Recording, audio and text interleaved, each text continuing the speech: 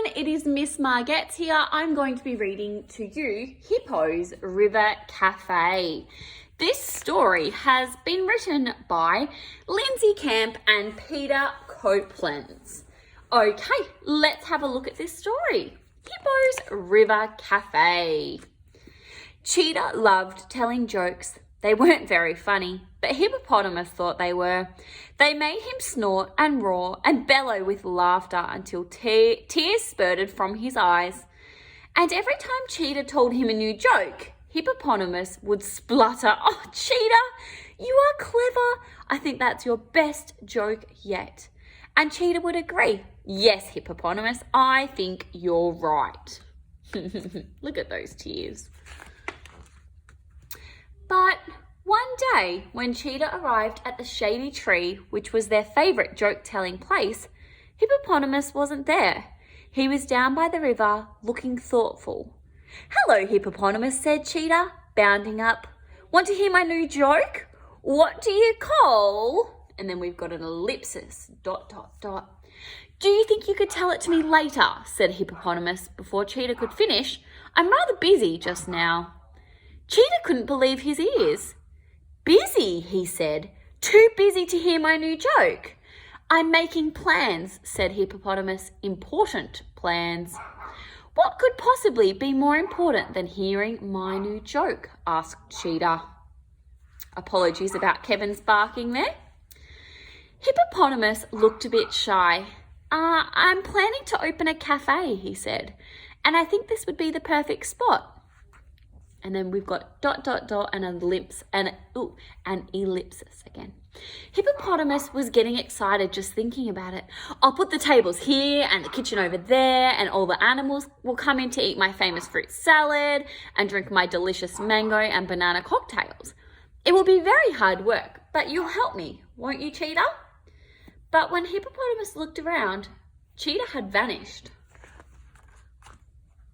Very early the next morning, Hippopotamus set to work. He rolled tree trunks down the riverbank for tables. He organised his kitchen and wrote the menus. He collected a huge mountain of fruit, especially mangoes and bananas. And all day long, as Hippopotamus worked, Cheetah lay under the shady joke-telling tree, sulking. Now, if you don't know what the word sulking means, it doesn't mean crying, but it means just having a frown on your face and you know, your lips turned down and you're just not happy for quite a long time. Hippopotamus opened his cafe in time for breakfast the next day, and all the animals came. They were very excited. Everybody wanted to try Hippopotamus's favourite fruit salad and his delicious mango and banana cocktails. Wow, they look like they're having a great time. Love their sunnies. Cool. Hippopotamus had never worked so hard in his life. He sliced and he chopped and he squeezed and he served. He dashed backwards and forwards with cups and bowls. By the time he closed for the night, he was completely exhausted.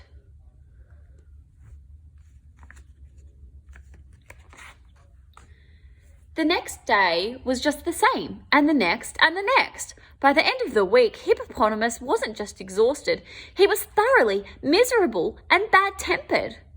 "You'll just have to wait," he bellowed when Flamingo asked if her fruit salad was going to be much longer. "I've only got 2 pairs of legs."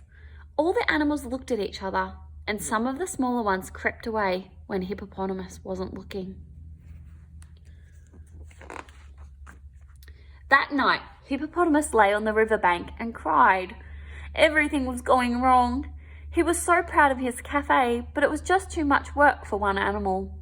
But who would help him? He certainly wasn't going to ask Cheetah, and Cheetah was his only real friend. He started to cry even harder. "Hello, Hippopotamus," said Cheetah, who had been watching from under the joke-telling tree. "Do you, need anything?" He couldn't bear to see his friend so miserable, but he certainly wasn't going to tell him any more jokes. "Oh, Cheetah, I need help," sniffed Hippopotamus. "Please, will you help me?"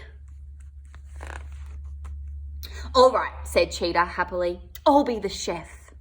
"That's very kind of you," said Hippopotamus, thinking hard. but you know how you hate getting your paws sticky. We've got our animals thinking. So it's their, like a thinking cloud. We can see what they're thinking. Then I'll be the waiter, said Cheetah, so you won't have to do anything but cook.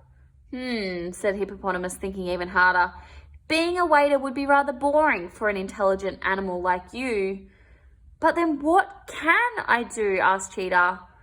And that's when Hippopotamus had a brilliant idea. The next day, Hippopotamus made some changes in his cafe. He still did the cooking because that was what he was best at, but he moved the kitchen nearer to the tables so the animals could serve themselves. And Cheetah told jokes. They weren't very funny, but Hippopotamus thought they were. And somehow, when all the other animals heard Hippopotamus snorting and roaring and bellowing with laughter, they couldn't help laughing too. All day long, they sat by the river and ate Hippopotamus's famous fruit salad and drank his delicious mango and banana cocktails and laughed while Cheetah told jokes.